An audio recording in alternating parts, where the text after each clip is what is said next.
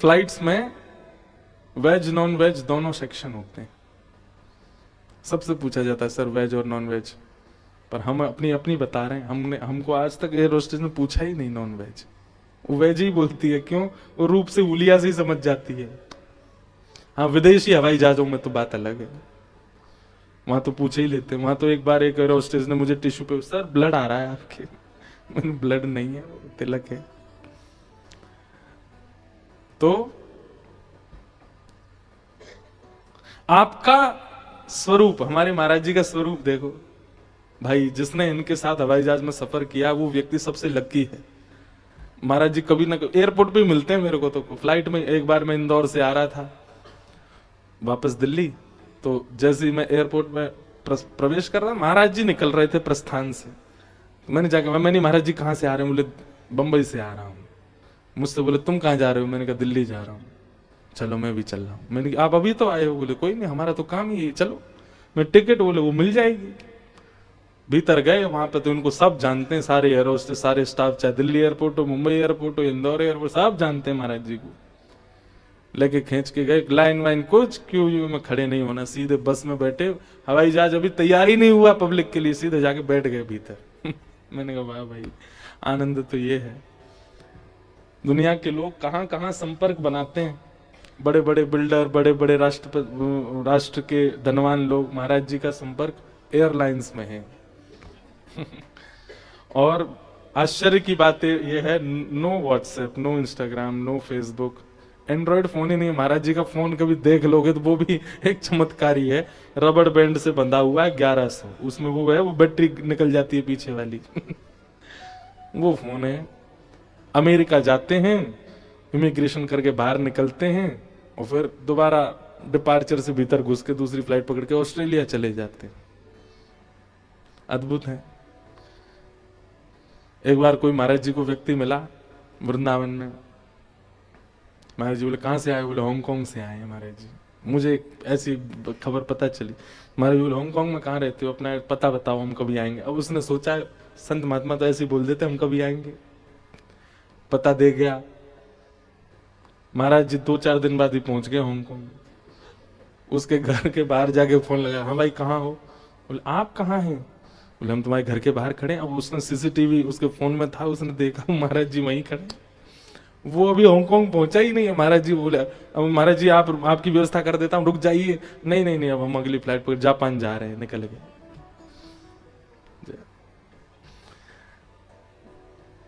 अब संसारी लोग इसको नहीं समझ पाएंगे, पर दुनिया के लोग पेड़ के नीचे भजन करते हैं, नदी के तट पे भजन करते हैं, हिमालय पे भजन करते हैं, ब्रज में भजन करते हैं। महाराज जी आकाश में भजन करते हैं, तो इसलिए हवा में ही रहते हैं।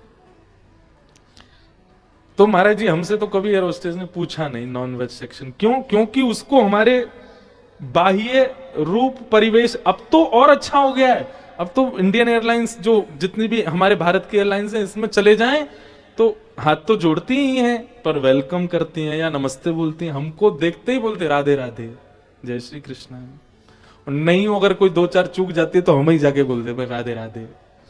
फिर वो एंट्री में तो नहीं बोली, पर जब जाएंगे तो बोलती है राधे राधे। कहने का अभिप्राय, इस परिस्थिति को क्या कहते हैं? कथा को पीना। मतलब आपके चाल ढाल, उठना बैठना, बोली चाली, खान पान, नैनों का घूमना, हर आपके वेशभूषा, सबसे पता चल जाता है कि आप कौन हो। आप एक सत्संगी हो। आप नॉनवेज तो नहीं खाते हो। अरे महाराज, कभी गोलगप्पे होते हैं ना, पानी के गोलगप्पे, इसकी दुकान पे चले जाएं तो रुक जाइए महाराज जी, पहले बर्तन साफ कर दूं, बढ़िया से धोएगा, बढ़िया सब बिल्कुल व्यवस्थित करके, फिर नया आलू निकालेगा, उसको मीट के बढ़िया मजा, अब खिलाऊंगा आपको। वो वाला नहीं, आपको पवित्र खिलाएंगे। क्यों?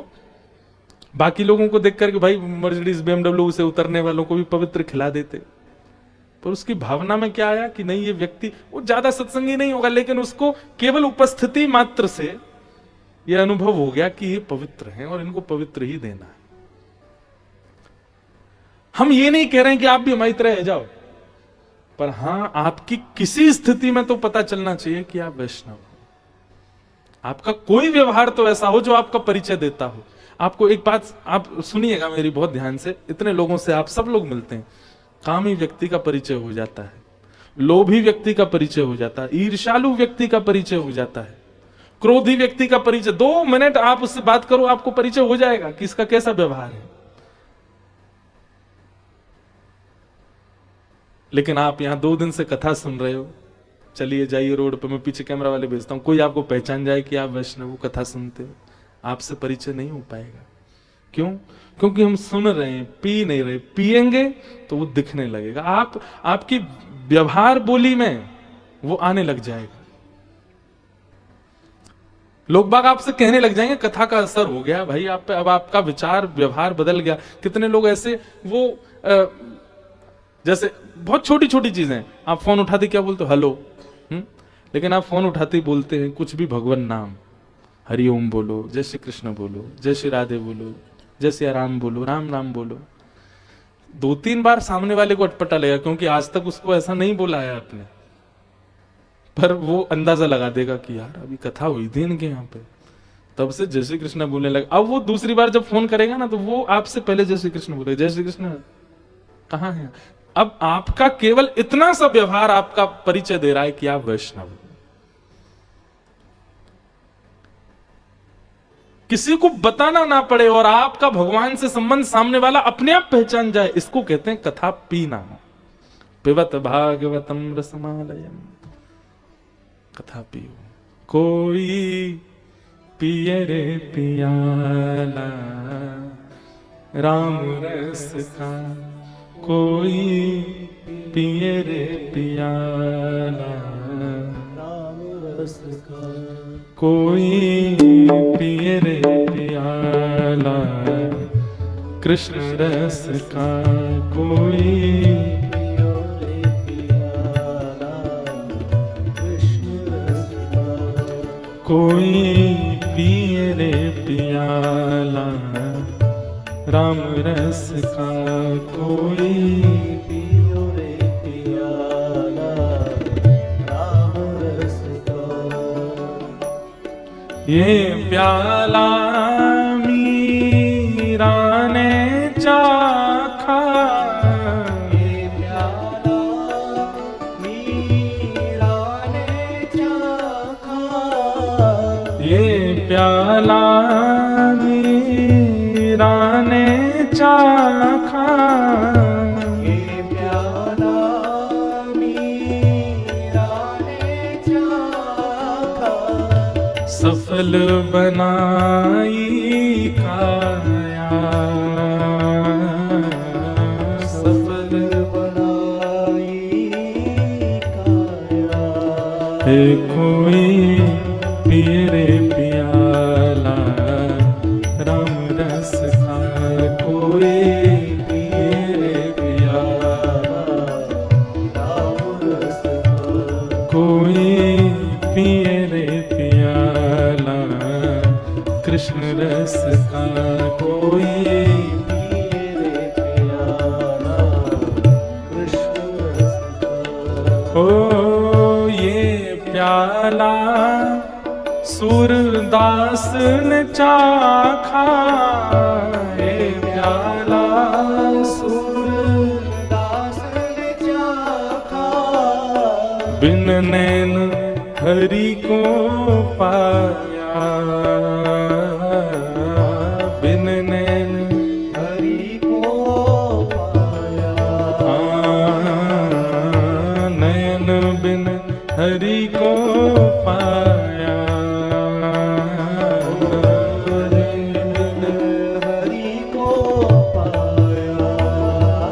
कोई पिए रे पियाला कृष्ण रस का, कोई पिए रे पियाला कृष्ण रस का, कोई पिए रे पियाला राम रस का, कोई पिए रे पियाला।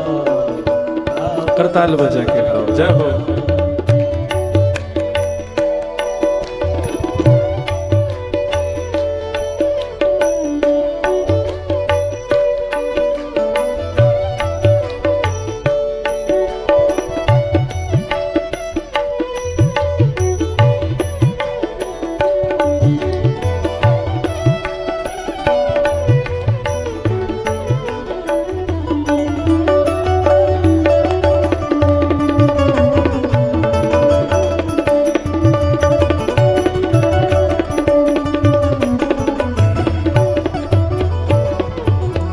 ये प्याला नरसी ने चाखा, ये प्याला नरसी ने चाखा, ये प्याला नरसी ने चाखा, ये प्याला नरसी ने चाखा। सांवरे सेठ को भाया, सांवरे सेठ को भाया। हमारे गुजरात में नरसिंह मेहता नाम के भक्त हुए भगवान के, जिन्होंने सांवरिया सेठ को पाया। कुछ संत द्वारिका जा रहे थे तो संतों ने कुछ धन जमा करवा दिए और नरसिंह मेहता से कहता कि आप हमारी हुंडी लिख दीजिए। मतलब भाई रास्ता में कहीं हमारे पैसा वैसा चोरी कर लें, कोई डाकू डकैत कोई हमसे लूट लें। तो प्राचीन काल में ऐसा होता था कि जैसे दिल्ली से कोई वृंदावन जा रहा हो, दिल्ली में हम आपके घर आए, आपके यहाँ पैसा रख दिए और आप अपने किसी परिचय का हमको पता दे दो और आप लिख के हस्ताक्षर कर दो, हम उसके यहाँ जाकर के वो दिखा देंगे, वो उतना धन हमको दे देगा। नरसिंह मेहता के गांव से कुछ संत निकल रहे थे, पूरे भैया कोई हुंडी लिखवा दो। तो किसी ने कहा बोले इस गांव में तो एक ही धनवान है। बोले कौन? नरसिंह मेहता। जबकि नरसिंह मेहता ऐसे नहीं थे, नरसिंह मेहता तो बड़े दीन थे। किसी ने मजाक में या फिर कहें कि प्रतिस्पर्धा में नरसिंह मेहता का नाम बोल दिया। संत महात्मा पहुंच गए नरसिंह मेहता के पास, बोले हमारी हुंडी लिख दो। नरसिंह मेहता बोले महाराज मैं कहां से हुंडी लिखूं? बोले नहीं आप लिख सकते हो, किसी ने आपका परिचय दिया, आप ही लिखोगे। बोले कहां जा रहे हैं आप लोग? बोले हम द्वारिका जा रहे हैं। वहां आपका कोई परिचित है तो आप हमसे ये धन ले लीजिए, हुंडी लिख दीजिए, वहां जाकर के हम उतना धन ले लेंगे। द्वारिका का नाम सुना, अगर किसी और नगर का नाम लेते तो नरसिंह मेहता मना कर देते, पर द्वारिका का नाम सुनते बोले हाँ, संसार में मेरा कोई परिचित नहीं है, एक ही परिचित है और वो द्वारिका में ही रहता है। एक ही परिचित है, कौन? सांवरिया सेठ। मैं मना कैसे कर दूं कि मेरा कोई परिचित नहीं है वहां? संतों ने पूछा आपका कोई परिचित है द्वारिका में? मना कैसे करेंगे नहीं है? बोले हाँ है। तो लिख दीजिए हमारी हुंडी। बोले लेकिन मैं कैसे बताऊं कि मैं अगर लिख दूंगा तो वहां कैसे मिलेगी आपको? अब ये यहां कहीं ना कहीं भगवान के प्रति जड़ भाव आ जाता ना।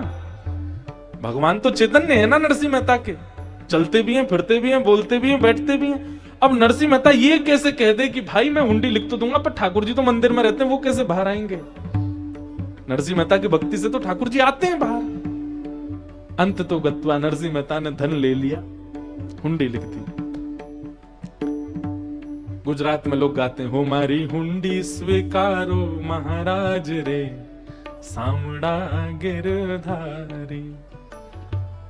लिख दिया नरसिंह मेहता ने और संत महात्मा नाचते गाते हुए खेलते हुए पहुंच गए द्वारिका। अब नरसिंह मेहता चिंता कर रहे हैं कि वहां कौन मिलेगा उनको। हे द्वारिकाधीश, मैंने जितने विश्वास से हुंडी लिखी है उतने विश्वास से लाज बचा ले। संत महात्मा जैसी द्वारिका पहुंचे, द्वारिका जाकर के बोले भैया यहाँ कोई सांवरिया सेठ है?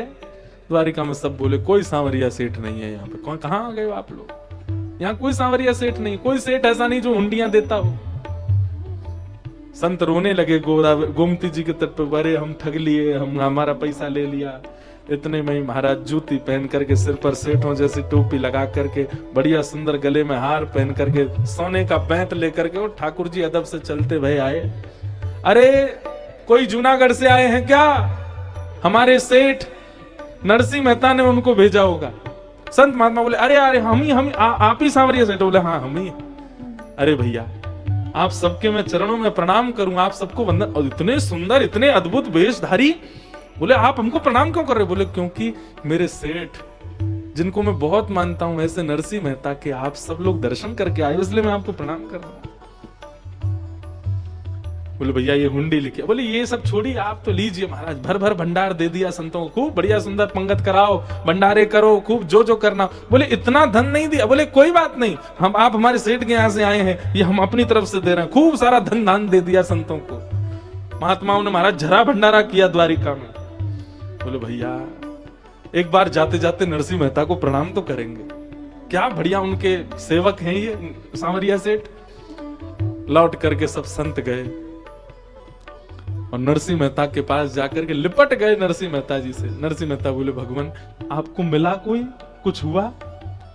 बोले कुछ मिला?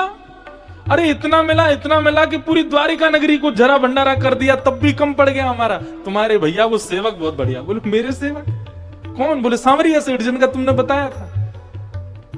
नरसिंह मेहता समझ गए, बोले ठाकुर जी आए।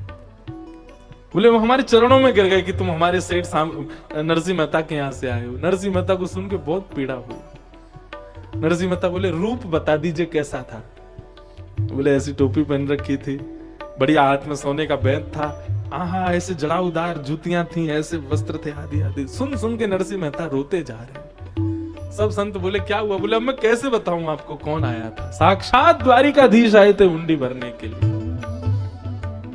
ये प्याला नरसिंह ने चाखा, ये प्याला नरसिंह ने चाखा, सांवरे सेठ को भाया, सांवरे सेठ को भाया।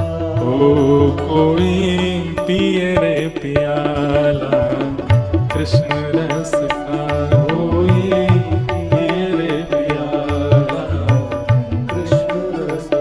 हाँ कोई पिए रे प्याला राम रस का, कोई पिए रे प्याला राम रस का, कोई पिए रे प्याला कृष्ण रस का, कोई